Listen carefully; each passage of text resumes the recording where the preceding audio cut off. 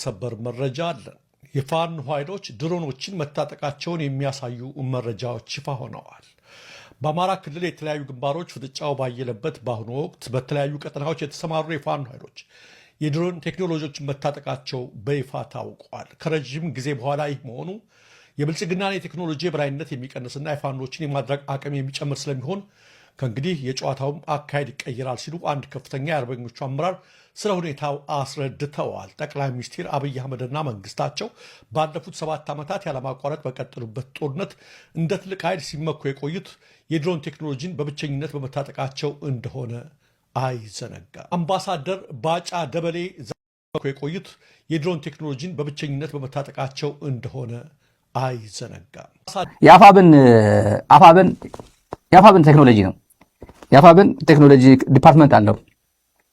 ቴክኖሎጂ ዲፓርትመንት በጣም ጥልቀት ያለው የቴክኖሎጂ ዲፓርትመንት አለው።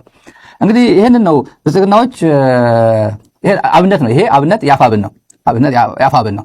ምን ምሽጎቹ ብልጽግና ምሽጎቹ ድሮ ሂውማን ኢንቴሊጀንስ ነበር የሚጠቀሙት። ሰው ልኮ ሌሊት በጨለማ እንዴት አድርጎ ሰራዊት አካባቢ ነው ያለው፣ እግረኛ ምን ያክል ነው ያለው፣ ይወጣል ወይ ይገባል ወይ፣ ሰራዊት ስንት አለፈ፣ ምሽጎቹ ምን ይመስላሉ ምናምን። አሁን እንደዚህ ብሎ የለም። ሰማይም የኛ ምድሩም የኛ የሚባለው የአፋብን ልጆች የአማራ ልጆች የምታዩት ነው። ይሄ ጦርነት አስከፊ ጦርነት ነው የሚሆነው፣ አውዳሚ ጦርነት ነው የሚሆነው የሚባለው ቴክኖሎጂ ለብቻው የታጠቀ ፌደራል መንግስት ይሄ ሞኖፖሊ ኦፍ ቴክኖሎጂ ብልጽግና ብቻ አይደለም ያለው። ይሄ የምታዩት ዙም ኢን ዙም አውት ስታደርጉ ልጆቹ ሲንቀሳቀሱ ተመልከቱ። ይሄ ዋናው ላይ የእግረኛ ምሽጉ ተመልከቱ። የተቆፈረ ምሽግ ጫፍ ሙሉ በኢትዮ ኤርትራ ጊዜ የነበረ ምሽግ ነው የሚመስለው። በሄሊኮፕተር ተቀርጾ የምናየው ኢትዮጵያ ቴሌቪዥን የነበረ እሱ አይነት ምሽግ ነው። ተመልከቱ። እንትን ላይ ነው የተሰቀሉት። ብልጽግና በዚህ ደረጃ ላይ ነው። ለዝግጅት ተወጥሮ ነው ያለው። ተወጥሮ እግረኛው መከላከያ መድፉን ወደ ኋላ ታያቸዋል። ታንኩ ምናምን ወደ ኋላ። ይሄ እግረኛ ነው። ይሄ ቀዮ ጋሪያ ነው የሚባለው። ቀዮ ጋሪያ ወደ በዋጃ በቆቦ አካባቢ ያለው ቀዮ ባሪያ። እናንተ ያው ወሎ አካባቢ ያላችሁ እንትን ቦታው ልትነግሩን ትችላላችሁ ምን ማለት እንደሆነ፣ የት አካባቢ እንደሆነ። እንደምታዩ ከተማው ደግሞ ምሽግ የያዘው የት አካባቢ ነው? በቃ ህዝብ ቤት ነው፣ መኖሪያ አካባቢ። ተመልከቱ፣ ልዩነቱን ተመልከቱ። ህዝብ ያለበት ነው ምሽግ የያዘው። እንግዲህ ይሄ በመድፍ እዋጋለሁ ካለ አጠገቡ ቤቶች ናቸው ያሉት፣ መኖሪያ ቤት ነው ያለው። ብልጽግና ደሴን የተዋረደው እኮ ደሴ መሀል ከተማ ውስጥ ደሴ ያላችሁ ተመልካቾች አይደል? ትዴፍ ደሴ ሲገባ ደሴን አልመታም ብሎ ትዴፍ እንትን ግን ከተማ ውስጥ ምሽግ ይዞ ምሽጎቹ የተቆፈረ ኮንክሪት የሚመስል ነው የቆፈረው። እንደምታዩ ረጅም ነው። ተራራውን ነው ያዘው፣ እስከዛ ድረስ ነው ያዘው። ቀዮ ጋሪያ በዋጃ በዛ አካባቢ ያለው ግንባር ነው ይሄ። እንደምታዩት ነው፣ ረጅም ነው የቆፈረው። መኖሪያ ቤቶች ጋር ነው የቆፈረው። ሰው ቤት ነው ተመልከቱ። መኖሪያ ቤት ናቸው እነዚህ። ከተማ ነው፣ ትንሽ የመንደር ነች እቺ። ተመልከቱ። ካሜራ በደንብ አድርጎ ምሽጎቹ ያሳያቸዋል። ምሽጎች እስከ መጨረሻ ያሳዩዋል። ተመልከቱ። ይሄን በደንብ አድርጎ የይልማ መርዳሳ ካሜራ እንዳይመስላችሁ። ይሄ ማለት ምን ያህል የኢትዮጵያ አሁን አብይ የገባበት ጦርነት ከባድ የሚያደርገው ምንም የሚደበቅ ነገር የለም። በቃ ባጭር ቋንቋ ምንም የሚደበቅ ነገር የለም። ተመልከቱ ምሽጎቹ ከየት ወዴት እንደሆነና ሰው ቤት መኖሪያ ሰው ቤት ነው ምሽጎ የቆፈረው። ለጠቅላላ እውቀት ነው። ይሄ ምን ያህል አዲስ ነገር አይደለም። ዝም ፎርዋርድ አድርጌ ላሳያችሁ። ይሄ ቀረብ አድርገን ስናየው ደግሞ የወታደሩ እንቅስቃሴ ታዩታላችሁ። ያው ይታያል። እንደምታዩት ነው። ቴሌቪዥን ላይ ተፋጋችሁ ብታዩት ይሄን እንደምታዩት ነው። ተመልከቱ። እንደምታዩት ነው። ይሄ ቀረብ ላድርግላችሁ። ይሄን ዝም ከተማው ምን ውስጥ እንዳለ ቦታውን ተመልከቱ። ይሄን ተመልከቱ። ሰው ቤት ነው፣ መኖሪያ ቤት ነው ምሽግ የያዘው። መኖሪያ ቤት ሰፈር መንደር ላይ ኤርትራውያንንም ይመለከታል ይሄ ፕሮግራም። የትግራይንና የትግራይ ተወላጆችን ይመለከታል። የአማራን የኦሮሚያን ህዝብ ዋናነት ይመለከታል። አዲስ አበባ ነዋሪዎችን ይመለከታል። ስለዚህ እሱን ነግራችኋለሁ። የገባሁበት ዋነኛው ጉዳይ ዛሬ ሆርን ሪቪው የደህንነት መስሪያ ቤቱ የሚያሳትመው መረጃ ጽሁፍ ነው። የኢንቴሊጀንስ ሪፖርት ማስጠንቀቂያ ለዓለም አቀፉ ማህበረሰብ ጽፏል። የደህንነት መስሪያ ቤቱ የኢትዮጵያ ደህንነት መስሪያ ቤት የኢንቴሊጀንስ መረጃ ደርሶኛል ብሎ ለዓለም አቀፉ ማህበረሰብ ዛሬ ኦገስት 4 ማክሰኞ ዕለት ዛሬ በኦገስት 4 ይሄንን አውጥቷል። ምንድን ነው የሚለው? በኢትዮጵያ ውስጥ በትግራይም በሌሎችም አካባቢዎች ምን ታስቧል ይላል? ፎልስ ፍላግ ኦፕሬሽንስ ታስበዋል። በህወሓትና በኤርትራ ኃይሎች። ምን ማለት ነው? በኢትዮጵያ ውስጥ በተለይም በትግራይና በእርግጠኝነት በአማራ ነው። በተለያዩ አካባቢዎች በኦሮሚያ በአማራና በትግራይ ነው አብይ አህመድ ይሄንን የሚያደርገው። በህወሓትና በኤርትራ ኃይሎች ምን ሊፈጸም ነው የሚለው? ፎልስ ፍላግ ኦፕሬሽንስ ሊፈጸሙ ነው። ይሄንን ደግሞ የዓለም አቀፉ ማህበረሰብ አስቀድሞ ይወቁልን። ምን አግኝተናል? የደህንነት መረጃ ደርሶናል። ማን ነው የሚጽፈው? ኦህዴድ ብልጽግና ምን ሊፈጸም ነው እያለ ነው? ጥፋት ህዝብ ላይ ፈጽመው ተቋማት ላይ ፈጽመው ማን ፈጸመው ሊሉ ነው እያለ ነው። መንግስት ፈጸመው ሊሉ ነው። ስለዚህ ዓለም አቀፉ ማህበረሰብ በኋላ እኛን እንዳይወነጅለን ይሄ ነገር ግን ሊፈጸም እንደታሰበ እንድታውቁት ብሎ ጽፎታል። ከዚህ በፊት አብይ አህመድ ትዝ የሚላችሁ ከሆነ ፓርላማ ላይ ተገኝቶ ምን አለ? ጌታቸው እያለ ማለት ነው። ጌታቸው አሰፋ የደህንነት ቺፍ እያለ ጅጅጋ እንዳትሄድ አለኛል። ለምንድን ነው የማልሄደው ጅጅጋ ስለው፣ አይ እንዳትሄድ ጅጅጋ ከሄድክ ምን ደርሶናል? የመረጃ የደህንነት መረጃ ስለደረሰን ለደህንነትህ ያሰጋሃል አለኝ። አልሸባብ እርምጃ ሊወስድብህ ስለሚፈልግ ወደ ጅጅጋ እንዳትሄድ አለኝ። ማን? የደህንነት መስሪያ ቤቱ ጌታቸው። ከዛ ምን አልኩት አለ። መረጃው ከደረሰ ዋናው የሚፈለገው መረጃውን ማግኘት ነው። መረጃው ከደረሰ እኔ እስራኤል ልስራ፣ አንተ ደግሞ ደህንነቴን ጠብቅ፣ ተከላከል። እኔ ላይ እርምጃ ይወስዳል ነው ያልከው፣ እርምጃ እንዳይወስድብኝ ደግሞ ያንተ ስራ ነው ያንን መከላከል። እኔ ደግሞ ጅጅጋ ልሂድ፣ እስራኤል ልስራ አልኩት ብሎ ፓርላማ ላይ ይናገራል አብይ አህመድ አይደለ? አሁን ይሄን ሲሆን ምን አለ? በቀጣይ በትግራይ በተለያዩ አካባቢዎች ላይ በኢትዮጵያ ውስጥ የተለያዩ ከተሞች ላይ በተለያዩ ቦታዎቹን ጠቅስላቸዋል ጥቃት ሊፈጸም ስለሚችል ከወዲሁ የዓለም አቀፉ ማህበረሰብ እንዲያውቅልኝ ፎልስ ፍላግ ኦፕሬሽንስ የሚላቸው እነሱ ጥፋት አድርሰህ በሌላው ላይ ማላከክ ማለት። ስለዚህ እንደዚህ ሊያደርግ መንግስትን ስም ለማጠልሸት ይሄንን ጥሩ ስም ያለውን መንግስት ኦኬ ለህዝብ ደህንነት ጥበቃ አይሰጥም ብለው እኔ ሊወነጅሉ ምን ሊያደርሱ ነው አለ? በንጹሃን ላይ ጥፋት ሊያደርሱ ተዘጋጅተዋል። ህወሓት እና ሻዕቢያ ኃይሎች የተገናኝተው ዛላምበሳ ተገናኝተው በዚህ ጉዳይ ላይ ምን ብለዋል አለ? መክረዋል። በዚህ ስብሰባ ላይ እነማ ተገኙ? ፈትለወርቅ ገብረ እግዚአብሔርን ጨምሮ ወዲም በይተይ፣ ወዲ መድህን፣ ክንፈዳኛውን ጨምሮ በርካታ የህወሓት አመራሮች በዚህ ስብሰባ ላይ ተገኝተዋል። ምን እያለ ነው? የዓለም አቀፉን ማህበረሰብ ኦህዴድ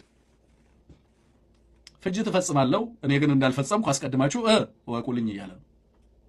የኢትዮጵያ ህዝብ እወቀው ይሄንን። ኦህዴድ መጨረሻ ላይ ዴስፕሬት ነው። አሁን ያለበት ሁኔታ እንደዛ ነው። ምን ሊፈጽም እንዳቀደ በግልጽ እየጻፈ አልደበቀም። ግን ማለት ያሳቦታል እነ ህወሓት ሊፈጽሙት ነው ብሏል። ይሄንን ጥሩ ስም ያለው በህዝብና በመንግስት መካከል መተማመን እንዳይኖር ሂስቶሪካል ሚሞሪን ታሳቢ ያደረጉ እነዚህን ጥፋቶች ባይዘወይ አማራ ላይ ሊፈጽመው ይችላል። አማራ ላይ ከተፈጸመ ደግሞ የት ነው የሚፈጽመው? ጎንደር አካባቢ ሊፈጽም ይችላል። ታሪካዊ ቁርሾን ለመቀስቀስ በአማራና በትግራይ መካከል ተጠንቀቁ። አማራዎች በየአካባቢው አካባቢያችሁን ጠብቁ። ብልጽግና እንዲህ አይነት ነገር ሊፈጽም ይችላል። ከልምድ ስለማቀው ነው። በርካታ መረጃ ከዚህ በፊት በተፈጸሙ ጥፋቶች ውስጥ ብልጽግና በእያንዳንዷ ቦታ የት እንዳለ መረጃዎች እየመጡ ነው። በተለያዩ በጦርነት ውስጥ የሚፈጽማቸው ከጦርነት በፊት የሚፈጽማቸው በርካታ ነገሮች አሉ።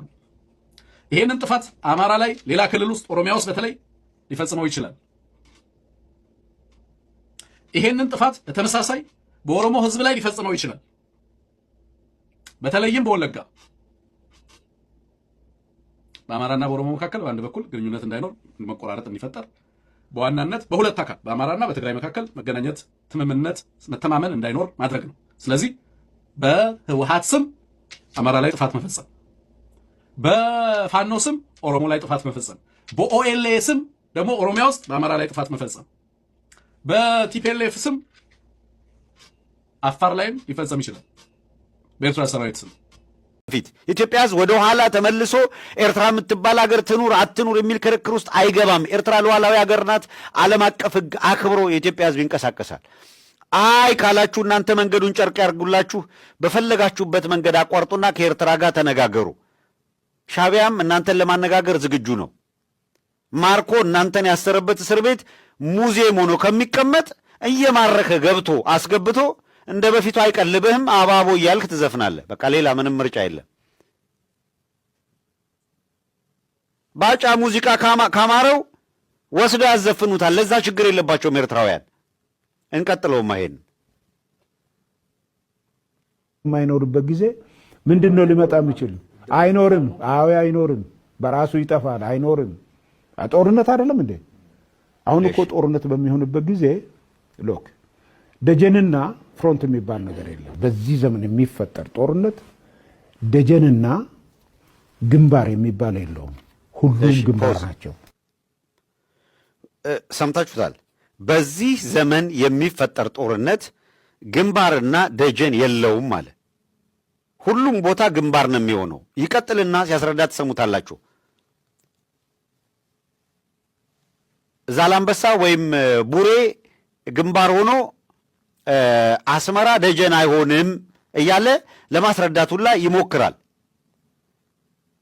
ኦኬ፣ አንቺው ታመጪው አንቺው ታሮጪው እንዳይሆን ባጫ ደበሌ እየሰማ ከሆነ አሁን ከምሽቱ 2 ሰዓት ነው። ምርቃናን ካለ እየሰበርክ ከሆነ አረቄ ጢምቢራን እያዞረ ነው የምትሰማኝ። እኔም የበለጠ እያዞርኩብህ ነው። እሺ እንቀጥል እስኪ። ይሄ ማለት ምንድን ነው? አስመራና በባድመ አካባቢ ያለው ግንባር አስመራ ደጀን ሆኖ ባድመ ግንባር ሊሆን አይችልም። ሁለቱም ግንባር ናቸው። ካርቱም ደጀን ሆኖ አልፋሻ ግንባር አይሆንም። ሁሉም አንድ ናቸው። ስለዚህ የሚሆነው ነገር ምንድን ነው? መንግስታትም ይቀያየራሉ። ጂኦግራፊም የሆነ ያን የሚፈጠር ነገር ይኖራል። አሁን ይሄ እዚህ ይሆናል፣ ይሄ እዚህ ይሆናል ብዬ ያን ማድረግ አይችልም። ነገር ግን ሪዛልቱ ይሄ ነው። ይሄ ግን አያስፈልግም። እሺ፣ በጣም ጥሩ። አሁን ሰማችሁት። ባጫ ደበሌ የሚባልን ሰው ሰማችሁት። የተወሰነ ኪ ፖይንት ብቻ እንውሰድ ከዚህ ውስጥ እና እየገለበጣችሁ እንድታዩት ነው የምንፈልገው።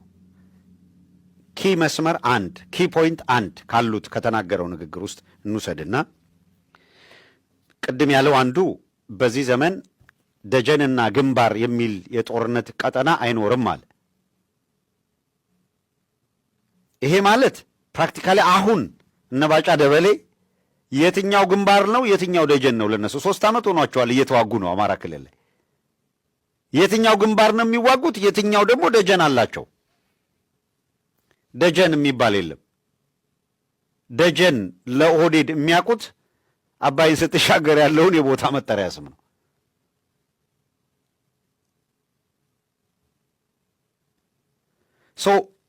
ያለ ደጀን እየተዋጉ ነው። ከዚህ ቀደም ደግሞ ትግራይ ዘለው ገብተው ታውቃላችሁ። የትኛው ግንባር የትኛው ደጀን እንደሆነ ሲጠፋ ከትግራይ ተሯሩጠው እየተገረፉ፣ በነገራችን ላይ አማራ ክልል መተን ቀበቶ እናስፈታለን ምናምን ብለው ቀላል መስሏቸው ፎክሮ የመጡት እግዚአብሔር ላቲፔሌፍ መቀሌ ላይ ከባ የሁሉንም ቀበቶ አስፈታች። ሱሪያቸውን በእጃቸው ጨብጠው ነው የሮጡት። እና እንደዛ ማስፈታት በየቦታው እየሄዱ ቀላል ነው የሚመስላቸው።